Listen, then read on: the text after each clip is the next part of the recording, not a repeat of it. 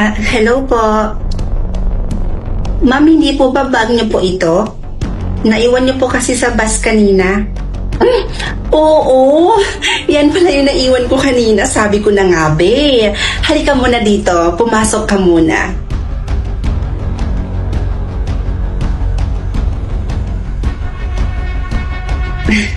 Baka nagugutom ka.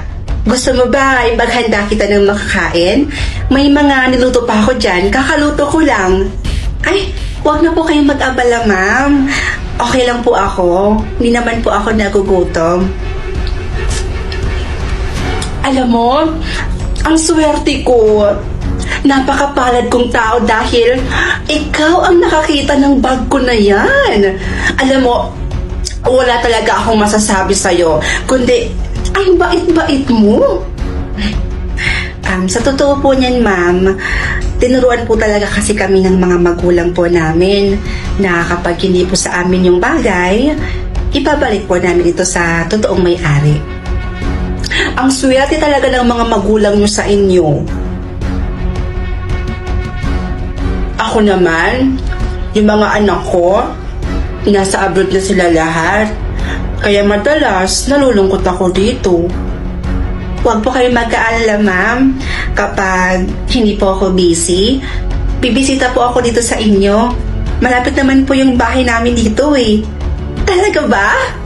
Last week, nawala si Agatha. Tapos kahapon si Joyce. Hindi ka ba nagtataka, Karen, kung bakit isa-isa tayong nawawala? Simula nung makilala mo yung Lucy na yan, yung bago mong best friend, siguro na-obsess na talaga sa'yo yung babaeng yan. Ayaw nila siguro may ibang umaligid sa'yo, kaya isa-isa na tayong tinutsugi. Sana ma-realize mo yun, Karen. Oy, bes ha, sumusobra ka na. Pagbibintang na yung ginagawa mo, nananahimik naman si Ma'am Lucy.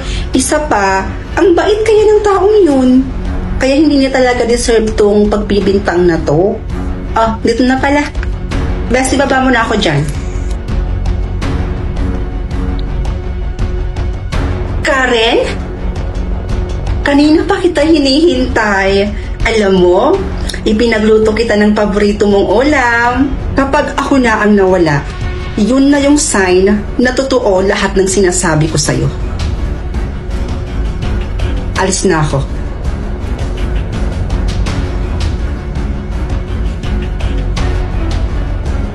Nakakaselos kapag may kaibigan kang iba.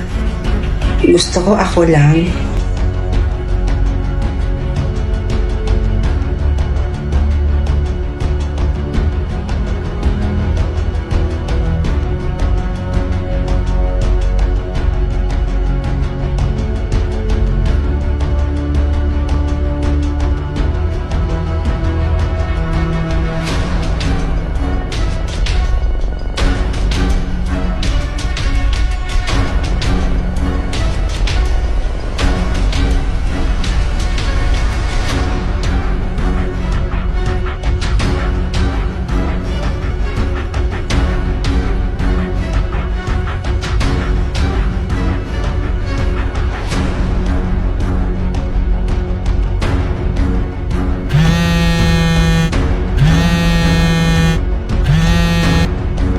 Hello po, tita?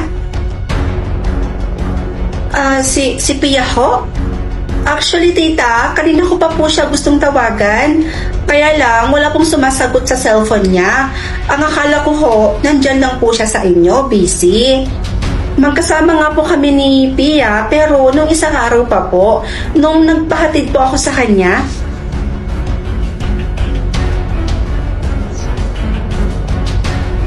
Po?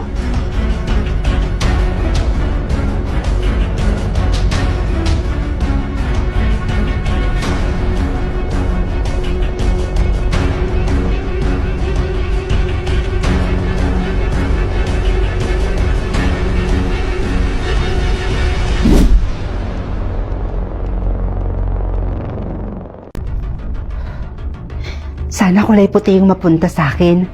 Please, ibigay mo na sa akin yung kulay puti. Ha? Kulay red? Ano kaya meron sa kulay red? Bahala na nga. Maalis na po ako. Papasok na po ako sa Ay, school. Diyos ko!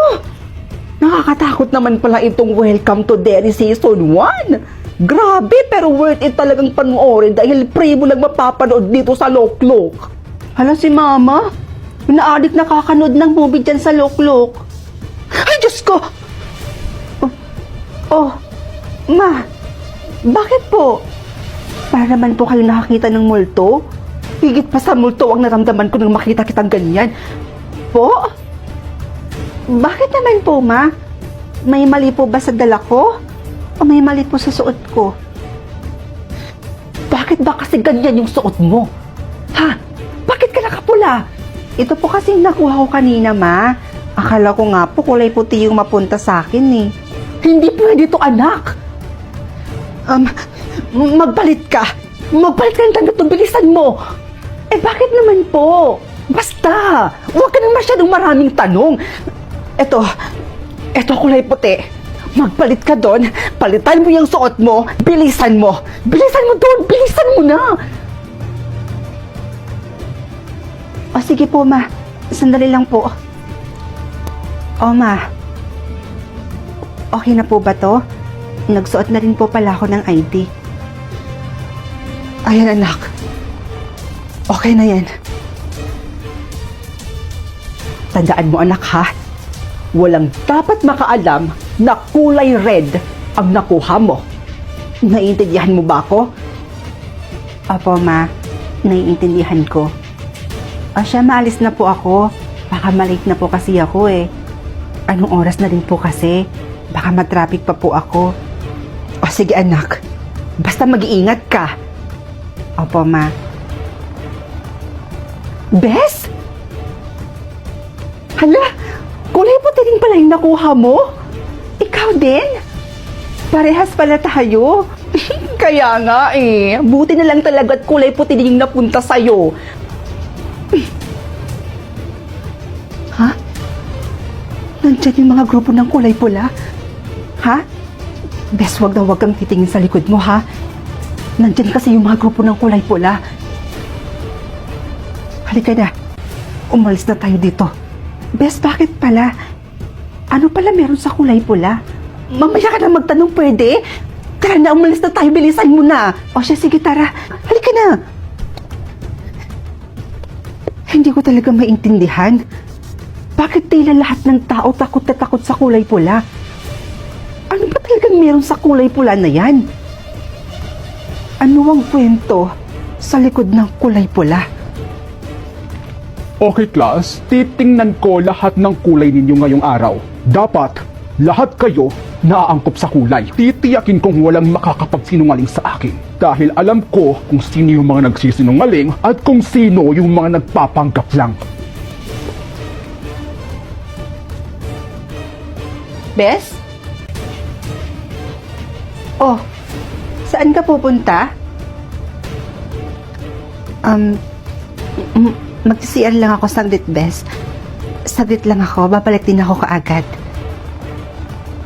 Mag-CR? Sure ka? Pero bakit lahat ng gamit mo dala mo? Kasi, Bes, hindi kasi talaga ako nakakaalis hanggat hindi ko dala-dala yung mga gamit ko, lalo-lalo na tong bag ko. Ganun ba? Kaya, sige na, Bes, ha? Ihing-ihi na kasi ako eh. Kailangan ko rin talaga umalis dito sa lalong madaling panahon. Sige na, alis na ako. Hindi ka makakatakas sa akin! Sir?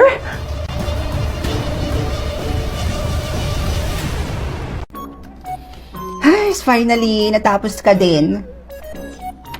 Okay na to? Pasa ko na to. Ha? Lo, ba't ayaw mag-send? Ma? Ma? Ma? Nakakunin ka po ba sa wifi? Oo, nak. Nga naman? Tanawa ni nako, tanawa ni. Makatawa ka, good ani. Eh? Kaya naman po pala naglalag yung internet sa laptop ko eh. Mag-disconnect ka na muna sa wifi, ma. Humihina kasi yung internet eh. Kumakawa pa naman po ako ng assignment. Pasahan na namin bukas. Grabe ka, bastos ba? Alam mo namang inaaliw ko lang yung sarili ko dito. Tsaka isa pa, paano naman hihina yung internet natin? Eh, tayong dalawa lang naman yung nakakonect din eh. Eh, hindi ko nga rin po alam, ma. Sige na po, mag-disconnect ka na muna sa wifi, ma. Ganito na lang, makikonnect ka na lang ulit dun sa kapitbahay. Kagaya sa ginagawa natin palagi kapag gumihina yung internet natin dito sa bahay. Nak, piste ka. Hingaan mo lang yung bunganga mo kay... Baka may makarinig. Aha! Ay, bilat! Mare? Nag-i-connect pala kayo sa wifi namin nang hindi ko napapansin at nalalaman? Bakit sobrang lakas ng wifi namin, ha, Mare? Ha, makikonnect sa wifi namin? Gusto? Pero magpaalam ayaw? Grabe kayo! Hala, Ay, naku, Mare, pasensya ka na.